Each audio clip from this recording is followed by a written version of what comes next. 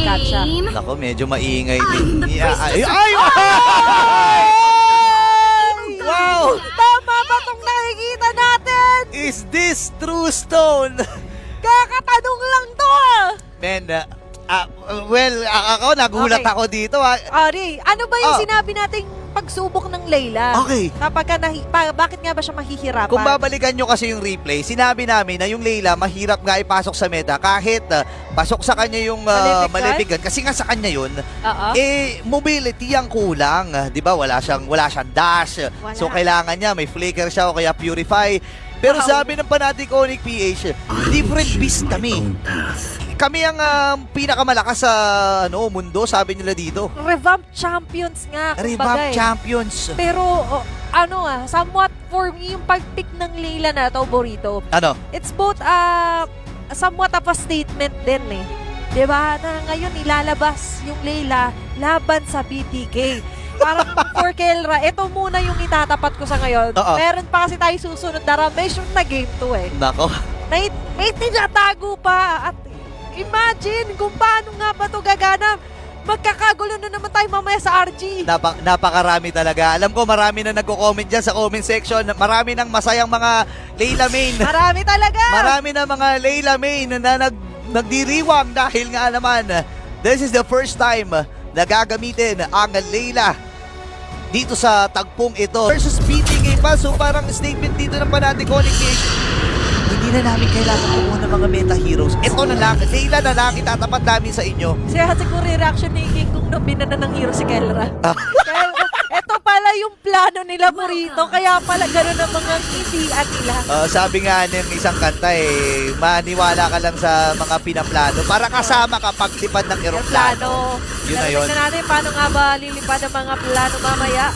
Dahil sa ngayon, titignan natin ang magiging agaran, ang action din, at reaction ng Bloodthirsty Kings. Kailangan palang respetuhin yung damage ni Hun dito. Mahapdi at makate. Naku, binitbit parang pusa itong si Shark. Isipin mo yung Shark binibitbit sa leeg. Grabe no, ang hirap doon. Pero sa ngayon ito yung advantage ng Layla talaga. The range is everything, guys. Grabe, piniprisa ng leeg. At paborito ko dito ay magte-trending na naman to, for sure. Oo, well, At ang Layla, ito yung capability niya on a serious note talaga. It's all about the damage mamaya kasi. Pero in the early phases, kailangan protektahan talaga na maigi yung positioning ni Kelra. oo, yun nga. Speaking of positioning, maganda position dito ni Shark. Pero makatid din kasi yung mga, mga scimitar dito. Ngayon, nagamit na rin yung bits. Bobasay, washing lamang siya dito. Bibit-bitin. Habang si Shark naman ay nandun din. Halos sa 30% na kanyang health. Pero di pa siya tamaan ng pana. Okay lang. Brusco ay makakatakas din. Ay, nakita natin na medyo doubtful na pagpasok doon ng BTK. Pero ngayon di nila tatantanan. Even onto the top lane, Brusco still ay nandito sa vicinity. On to Zia. All eyes on Kelra kanina, di ba? Even yung reaction ng BTK, which is a good thing. Actually, pero ngayon sa Fnatic Onyx Philippines, alam nila yun eh. Kaya nga nila ito pinili. They have a plan in mind. And ngayon, tourist na nga lang din yung mga pwedeng maging options sa windows para sa minigame. Maaga rin po posisyon dito si Brusco. Okay, Brusco ay tamang skateboard lang. At ngayon, bibit-bitin ulit itong si Shark. Nahihirapan si Shark na makapwesto kasi nga naman nilalantern sprayer siya eh. Saka mahirap talaga pag ginawa ka sa leeg. Hinahawakan sa leeg dito si Shark eh. Constricting talaga daw para sa BDK. At ngayon, nagmamadali. Naku, final chance nagamit. Si Gloomer Prince ay napatay kagad. First line, napunta dito sa Bloodthirsty Kings. Pero boy pa rin, halos kalahati yung buhay dito ng Turtle Knight. Bobasay ay makakakuha ng pagong against King Kong. Tumatakas na. The Guardian hindi tumama ng sakto yun. Pero ang bilis talaga ng mga Redem. And nakalamang ang Bloodthirsty Kings doon Para sa BTK, hindi sila nag-aantayan masyado or hindi na nga sila nag-aantay ng magiging counterplay doon ng Fnatic Onyx Philippines. And they have the opportunity, nandun na, ginrab na nila agad. Ang isang malaking factor talaga doon is na wala kasi ng ilang segundo si Super Prince, the first blood na nakasin. Pero sa ngayon, andito na naman ang agaran nilang mga pangkagulo din nila Brusco. It's the position is everything pagdating sa mga roamer. Pero kung ganito na hindi siya masyado naging komportable, is na nalalagi talaga sa alanganin yung ginagawa rotation dito ng Fnatic Onyx. Nagiging maingat din ng Fnatic Onyx. Nakita kasi nila yung pokes na nanggagaling sa Bloodthirsty Kings or sa BTK na makati din talaga. Alam mo itong Aurora, isa to sa mga heroes din na hindi biro yung skill 1 and skill 2. The base damage itself, sapat na. You know, speaking of sapat na rin yung electrifying beast. Oh. And this time, Ay, ay naku naku. na-outplay pa, men. Kasama yan sa storyline ko Kasama nga.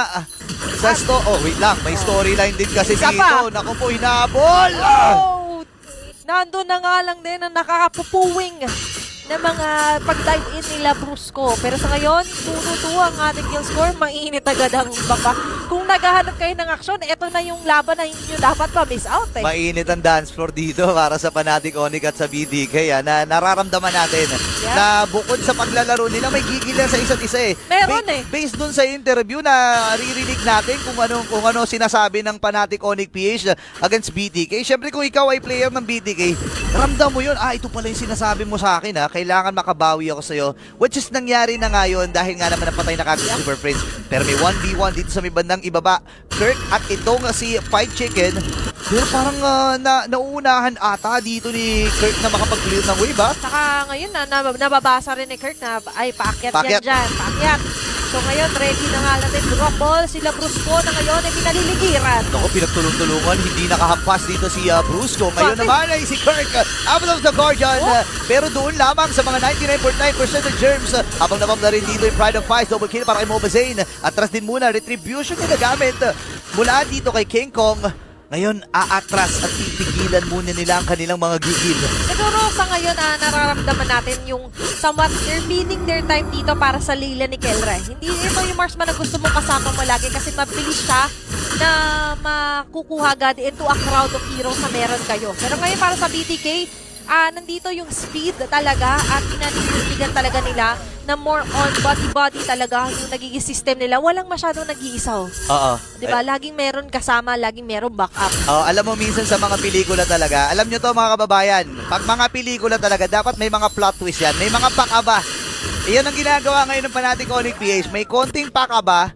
Kasi nga naman kapag alam mo na kagad yung resulta, di ba sa mga pelikula, alam mo na yung resulta, medyo nakakatamad panoorin. Ang mga box office hit talaga, yung may konting plot twist May din. twist. Oo, at syempre, sa bandang uli, andun ang happy ending. Pero sa ngayon, it's all starting pa lang din naman.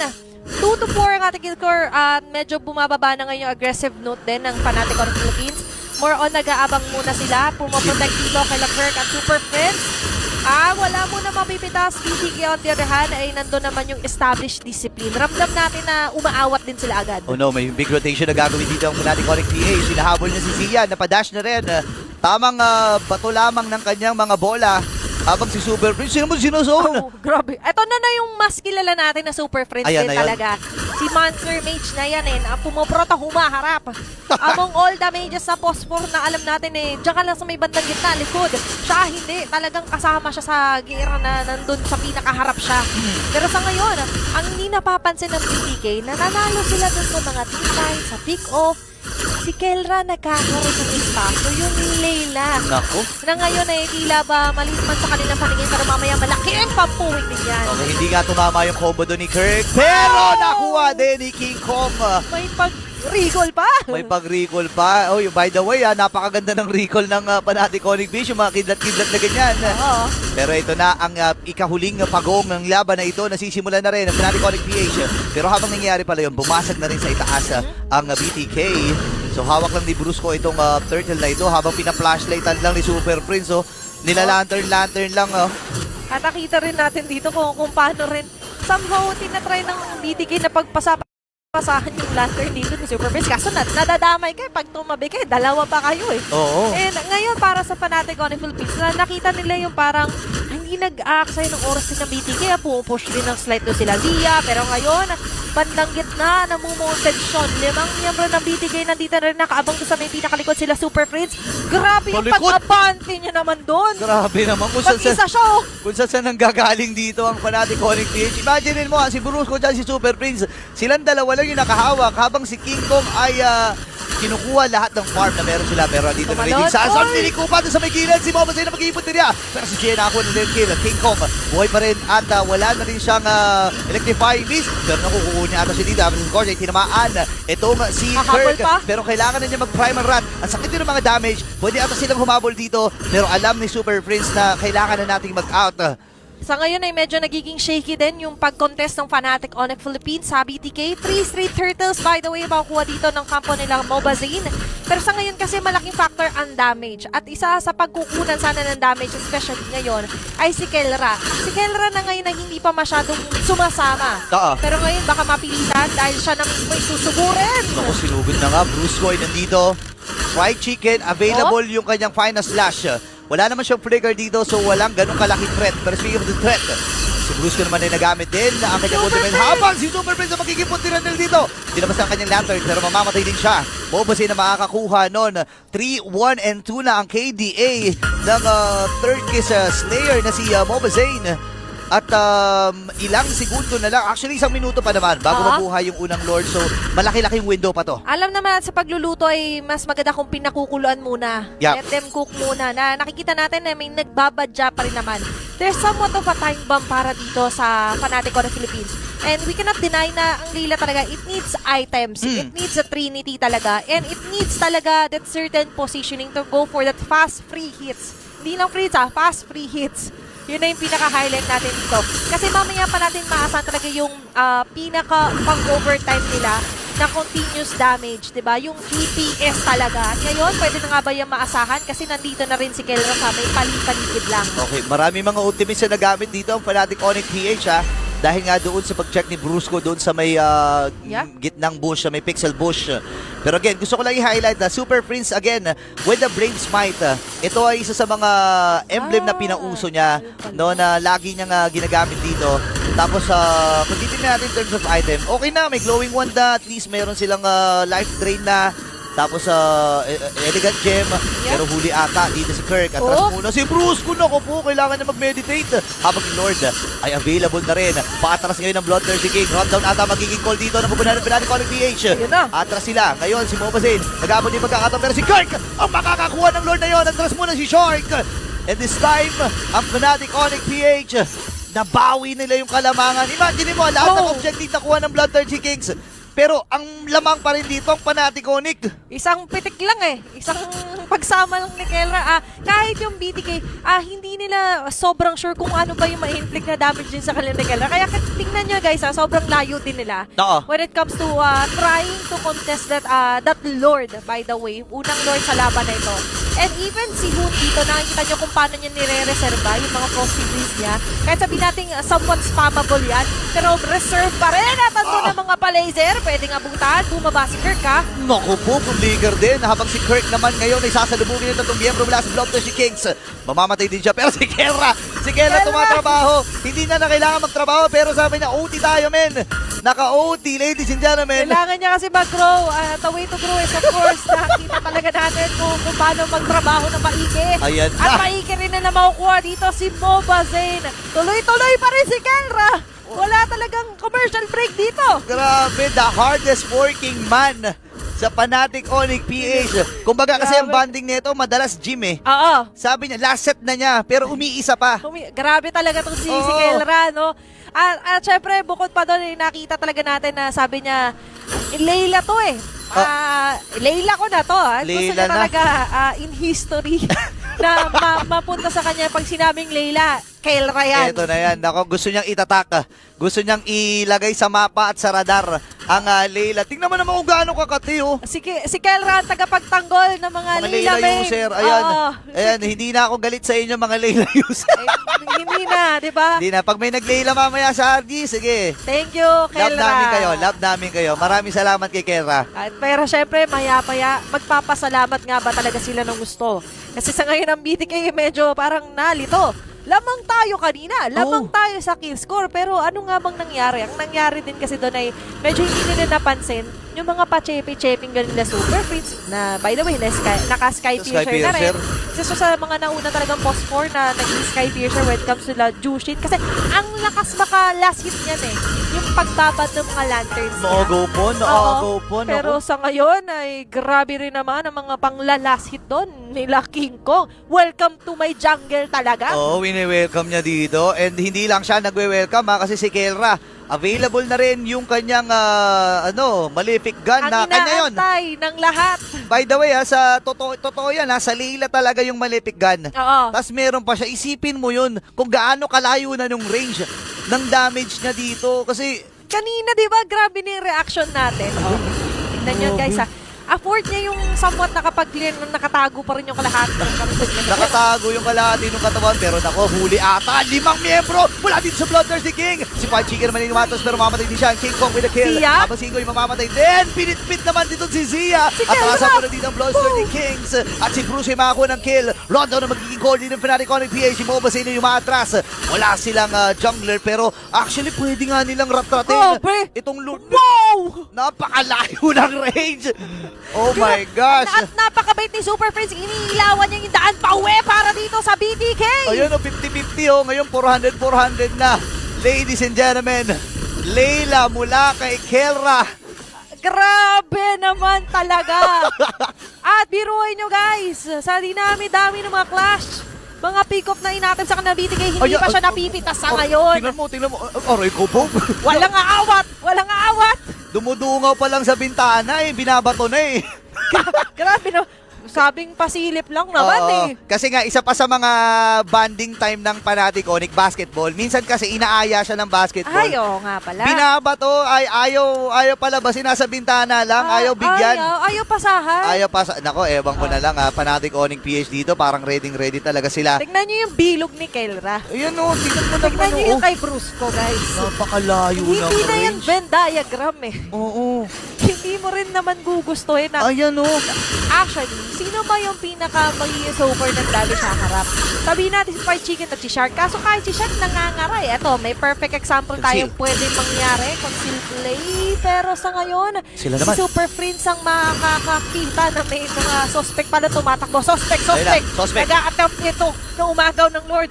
Mga suspect, parang gusto yata umisa pero ayaw pagbigyan ng Fnatic Onyx Philippines. Ngayon naman, suspect, napakaraming assassin hero. Lahat ng nasa libro ay nandun. Ang King Kong ang tinutukoy natin at ang buong komunidad ng Fnatic Kahit Onyx si PH. Kelra, suspect, Suspect. napakaraming hero for gold lane. Suspect, naglayla sa M6. Oo. Diba? At ngayon, para sa Fnatic Onyx Philippines ngayon, nakikita natin na nakuha na naman nila muli yung advantage. King Kong mahuhuli, makakatakas pa rin. Joy-toy. Napakailap talaga. Grabe yung mga rhythm. Ngayon, Luminous Lord, ay inaantay nilang nila doon sa may bandang gitna. Lobo na sa 3,000 ang kalamangan. At si Super Prince na lang ang umaabante. Tingnan mo naman kung gaano katapang si Monster Mage. Tinahabol niya dito si Shark. Pwede atang bitbitin. Kelra ay nasa may bandang likuran. Si Shark ang magkikipon nila. Lord ay nasa may bandang gitna na. Halos sa 30% na lang yung buhay dito ni Super Prince. Pero Preet na naman si Kelra. At doon si Kirk. Dalawa na rin yung kanilang marksman dito kasi nag-transform na ng Primal Rat. Itong si Kirk, bumaba na doon sa kanyang Phylax. Tagumpay ang pagbasag doon sa may bandang ibaba. Pero kapit pa rin. Kapit pisig. Kapit dugo para dito sa BTK. Grabe si Kelra, setting a new standard para sa ating mga Lila users. Pero ito na, pag-dive nila! Pasok na of the Guardian. Pero naku mga micro-organisms lang ang naabutan. Kailangan matras si Keller dito at ni Super Prince Brother. At mapapatay siya dito ni Zia. And si lang. Kirk ay kailangan ding lumayo. Kumakati na rin. In fairness, itong si Zia. Pero, grabe, bago mapatay doon si Super Prince, tignan mo naman yung damage sa pinakabase nila. Grabe. Oh my gosh, para dito sa BDK, nakikita natin na parang tila ba nahirapan sila huminga kanina ngayon. Makakahinga sila ng medyo maluwag-luwag dahil nga na-take down nila si Super Prince. Si Super Prince talagang isa sa nagpapahirap sa kanila when it comes to checking on the bush, yung mga pagtago din actually.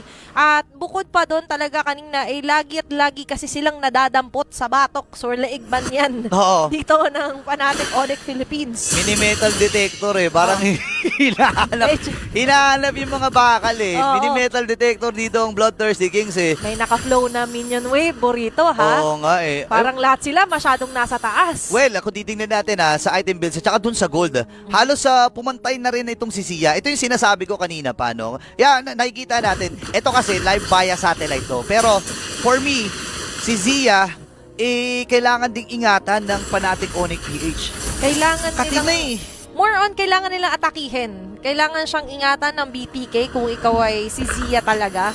Pero ngayon parang more on Zia. Talagang lagi siyang nilalapitan. Ina-attempt na puntahan dito. Kahit si Super Prince doon niya inaanggulo yung Lantern Flare niya. And honestly, ang mahirap din kasi dito kapag ka naka-malefic ka ng isang Bruno, hindi niya naman din kailangan i-alay agad yung positioning niya or humarap ng humarap. Pero when it comes to the more on team fights din talaga, maganda kasi ang pang-starter talaga dito ng BTK is the wave of the world, diba? Grabe din Yung talaga World yun. Yes. Ay, nakita natin yan. Even si Antianara nga, in-acknowledge niya na ang Bruno ay somewhat hindi na lang siya yung tinaguran ng pag-gold laner, likod, gilid, free hit. Pwede rin siyang initiator kasi when it comes to the ultis. Pero sa ngayon, for BTK, is more on ay tinitignan talaga natin yung ginagawa ng formation around Zia. Nagets na rin nila yung strategy at nagets na rin nila na baka ito yung susi sa victory natin. Okay, kung dito ang BTK. Ang flow ng minions sa may bandang itaas ay nakapabor para dito sa Fnatic Onyx PH. Nalalayo, Ito yung medyo mahirap na parte para sa BTK Kasi nga, basag lahat ng base nila, yung base turrets nila. And hindi, medyo half-hearted sila sa mga 5v5 team fight kasi kahit hindi pansinin ng Fnatic Onyx PH yung mga minions nila, tutulak at tutulak yan eh. Oo, mabante. At yun siguro yung somewhat for BTK na medyo na late lang naman ng konti. Pero ang importante, nagets na nga nila. The moment na nagets na nga nila na si Zia talaga yung isa sa kailangan na protektahan. Kaso it was a little too late, pero hindi pa nang too late na mababasagan agad sila. Pero para sa Fnatic Onyx Philippines, na-insure na agad yung insurance sila, di ba? Pagdating dito sa minion wave, pero ito na nga lang din. Ito na ba yung go signal nila? Ibibigay ata! Namatay! Si Mo Basay na nakakuha ng Lord! Pero unti-unting bumabagsak ang BTK. Yung Super flow ng Prince! minions ay nandun. Si Super Prince, yung Super Mage, yung Monster Mage, pinit-pit na sila lahat. Sa pay-ornament naman dito si Super Prince ngayon naman. Si Zia ay kumakapit pa rin at predict pa ang Super Family. And they will take game number